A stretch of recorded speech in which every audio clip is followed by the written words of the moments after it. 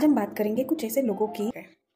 अब तीसरे दिन जब वो स्कूल के लिए रेडी हुए तो रेडी होते से ही उन्हें लग रहा है कि मुझे कुछ घबराहट हो रही है और मैं स्कूल नहीं जा पाऊंगा। इस तरीके से जब तीसरे दिन उन्होंने कोशिश की तब भी वो स्कूल नहीं गए और वो घर पर ही रुक गए और उन्होंने अपने इस अनजाने डर के कारण अपना करियर खराब कर लिया, जिसके कारण उनका घर चलता था, उनकी आमदनी थी वो, जिसके कारण उनके घर का खर्चा चला करता था और उन्होंने उसे बंद कर दिया। इस तरीके से उन्होंने अपनी लाइफ को खुद ही खराब कर लिया एक अनजाने डर के मारे। सेकेंड एग्जाम्पल मैं ले रही हूँ। दो सहेलियाँ काफ़ी अच्छी फ्रेंड्स थीं, उन लोगों में बहुत बातचीत थी। अब चूंकि एक जो सहेली थी वो बाथरूम में गई और उसका पैर फिसला और वो वहीं पर डेथ हो गई। अब जो दूसरी सहेली थी, जो कि वो बहुत अच्छी फ्रेंड थी, उनकी काफ़ी अच्छी बातचीत थी।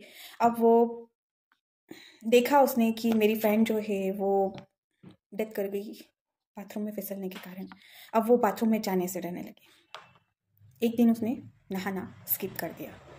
अगले दिन जब वो बाथरूम में जाने लगी तो उसे वापस वही ख्याल आया, फिर वो नहीं गई।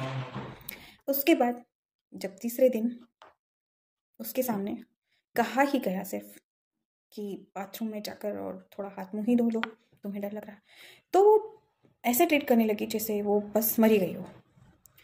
और उसने स्केप कर दिया उस दिन भी। अब उन्होंने अपने इस अनजान डर को इतना ज़्यादा सर चढ़ा लिया कि वो हर रोज़ बाथरूम के नाम से ही डरने लगी। वो उस साइड जाना ही छोड़ चुकी थी।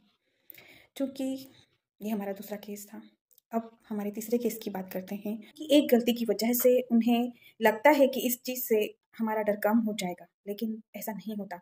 उनका डर उसी गलती के कारण लगातार बढ़ता जाता है और कहीं न कहीं वो एस्केपिज़्म की प्रोसेस करने लगते हैं।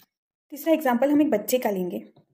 एक बच्चा जो गली के बाहर निकलता है और गली के बाहर बैठा हुआ वो कुत्ता या डॉग उसके ऊपर बार्किंग करता है, भौंकता है वो। बच्चा ये धारणा बना लेता है कि मैं बाहर जाऊँगा तो ये मुझे काट लेगा।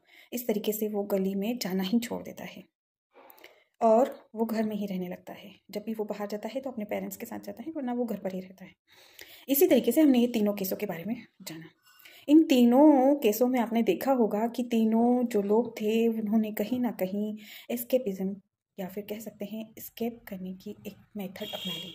जी हाँ दोस्तों, जब आप किसी चीज़ को जानबूझकर त्यागते हैं या फिर उसे अनदेखा कर दें तो उसके कारण आपके अंदर जो डर घर बना लेता है, वो डर कहीं न कहीं आपको बहुत ज़्यादा नुकसान पहुँचा दिया करता है। आपके अंदर उस डर ने इतनी ज़्यादा जगह बना ली होती है कि आपको नहीं पता होता कि किस तरीके से आप उस चीज़ के हैबिचुअल हो गए हैं। आज हम बात करेंगे कि हम किस तरीके से इन सब चीज़ों से बाहर निकल सकते हैं। जब तक आप आपकी लाइफ में जिस चीज़ से डर रहे हैं उसका सामना नहीं करेंगे, तब तक आपके मन में वो चीज़ का डर हमेशा बना रहेगा। आप जब तक उस गली के कुत्ते का सामना नहीं करेंगे, तब तक आपको यही लगेगा कि वो मुझे काट लेगा और मुझे कुछ हो जाएगा।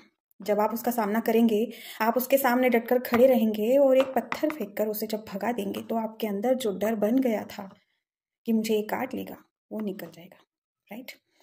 इसी तरीके से जब वो लेडीज़ बाथरूम में जाएगी और अपने आप को कंट्रोल करके आराम से पैर जमाकर जब वो चलेगी, तो वो क्यों फिसलेगी? क्योंकि उसने अपने अंदर ये भावना बिठा ली कि मैं फिसल कर गिर जाऊँगी।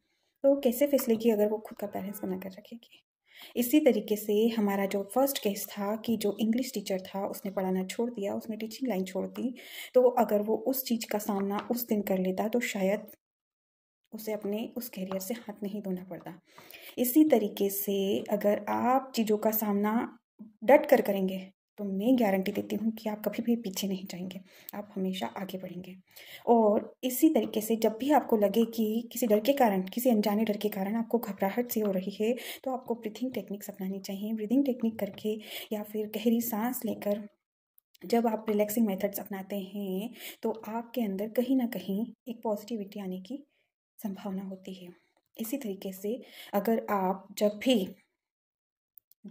आप किसी भी इस तरीके की कंडीशन में फंस जाए, तो मेरा मानना है कि आप अपने मन को थोड़ी देर के लिए कंट्रोल करके उस चीज़ का मुकाबला कर लीजिए। आपके अंदर से उस चीज़ का जो डर बन रहा है वो हमेशा हमेशा के लिए दूर हो जाएगा। इसी तरह की वीडियोज़ के लिए मेरे साथ बने रहिए और मुझे ये ज़रूर बताइएगा कि आपको मेरा वीडियो कैसा लगा। Thank you.